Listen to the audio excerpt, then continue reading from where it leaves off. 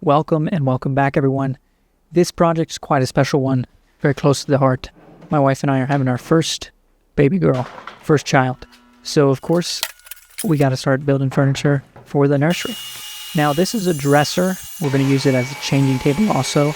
I wanted it to be something that was not only for the baby and toddler years, but something that could be used forever, pretty much. So to start off, we are going to start with the carcass of the dresser. And this is honestly just basically a frameless cabinet drawer box. Pretty simple. But I want it to be double thick, not just the 3/4 thick plywood that normal frameless cabinetry would be. So to accomplish this extra thick look, we could have just gone ahead and made the sides, the top, and the bottom fully double thick plywood all the way around. But that would have been not only very heavy, but take a lot of material and more money. So to save on material, to save on weight, to save money for the project, we're going to make these two internal boxes that we will then wrap with our full width pieces around the outside. And the back box you see here, I'm adding these stiffeners to help keep the cabinet from racking side to side, because I'm not going to put a back on this because it's going against the wall and it doesn't really need one. So now we kind of got the skeleton of the cabinet coming together here. And I'm just tacking in these temporary blocks here to hold the front and back framed parallel and to the correct width that we need for our external pieces when we go to apply them. And also we can go ahead and add the middle divider in.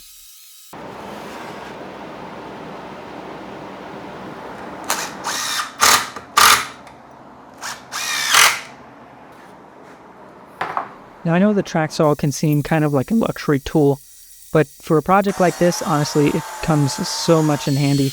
Because a cut like this on the table saw, you only have so much rip capacity, and on the top piece where you got a double miter like that and it's like 5 feet long, it's just not something that's really easy to do on a table saw, and a track saw really shines here. You could also use a straight edge and a circular saw, but if you can afford it, I would say get a track saw because it is super helpful. So what I did is go ahead and dry fit the pieces, make sure everything's working, and now we can kind of see the cabinet box coming together. So with everything dry fit, I take one piece off at a time, glue it to the internal frames, and then send some screws from the inside of the cabinet through those internal frames to our outside pieces. Glue and reapply. So I know some of you may be thinking that this is way overcomplicating a simple frameless drawer box carcass here, but I honestly still think with the savings and material costs and the weight reduction, doing it this way is well worth it. And it only took me about 2 hours to get to this point, so it's not like this took up a huge amount of time. But I don't know, I could be wrong. How would you do it differently if you would do it differently? Let me know in the comments below. So the carcass is just about complete. A couple of more things we've got to do. We've got to double up the bottom stretchers here to match the same thickness, and then we've got to add some sub rails here at the depth of this divider wall so that our drawer fronts can stop to. And then the final thing on the carcass will be to add the nosing here on the front, mitered around, and then the carcass will be done, and we can work on the drawer fronts and the legs for this piece. Now these horizontal rails I'm adding could have just been a flat piece, but I decided to make them these L-shaped for a couple reasons. Number one is this beefs up the rail itself. It keeps it from bowing inside and out of the cabinet and keeps that piece nice and dead straight over time. Number two, it gives us more attachment point area. So instead of getting 2 pocket hole screws, I was able to get 4 on each end of these rails, making it stronger.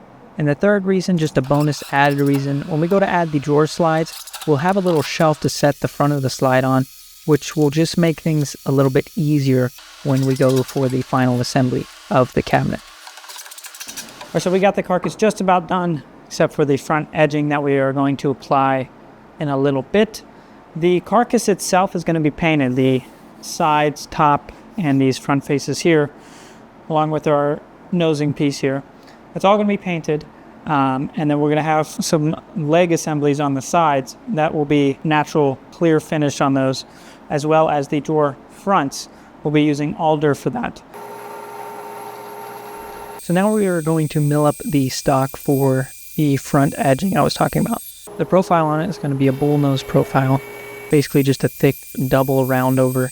And I've been using the bandsaw lately to rough rip down material, especially thicker pieces like this. It's a little bit safer, and honestly, I got the tool, might as well use it. So after doing that, we'll run them to the planer to clean up the edges.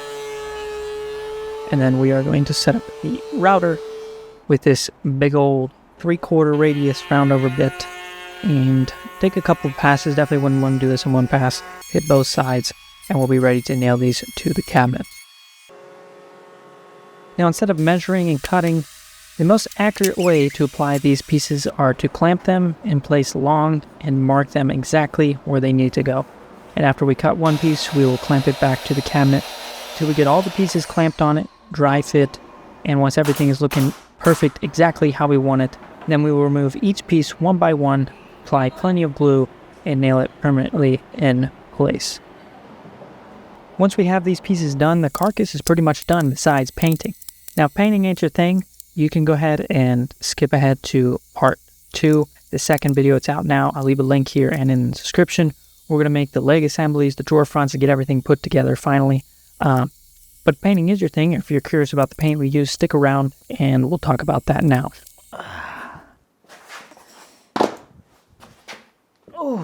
All right, let's talk about painting. I didn't film too much of the process of painting for a couple of reasons. One is I'm on a bit of a time crunch here and I'm trying to get this project done because the baby is coming. Number 2, the project was a little stressful and frustrating because I was spraying in the shop for the first time.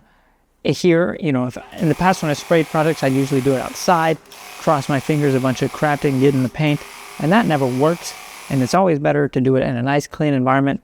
And so I decided to set up a paint booth in here. It was really not successful, but I was able to get the paint onto this, and the paint job on this is passable. It looks good. It's a matte sheen, so the imperfections don't shine too well. And it's not a project for a client, so not a huge deal. Then the imperfections on this will remind me later when we get a very good paint setup and I'm able to get premium quality paint jobs, which the next project I do should be twice as good as this one. It'll be good.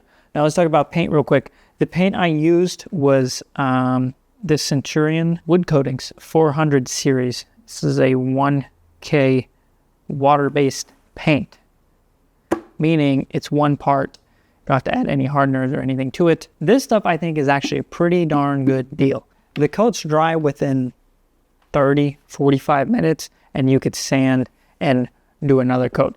For a water-based paint like this, that's very good. So if you're doing 2 primer coats and 2 top coats, which you should be able to get a pretty nice paint job with that many coats, you can get this painted in under 4 hours and done and dry in under 4 hours, 5 hours to be completely dry. I'm happy with how the paint turned out. Again, there's a few spots that don't look the best. I got a run on the other side, not too happy about, but with the setup I had, that was the best that I was going to get without driving myself insane. So that is part 1 completed. If you made it this far, thank you so much. If you want to see part 2, it's live now. Click the video right here. But before you do, comment on this video part 2. Lets me know you're heading over there. Also helps this video out with the YouTube algorithm and everything. I very much appreciate your support. Leave a like if you enjoyed this. Subscribe if you're not already. And yeah, let's head on over to part 2, shall we?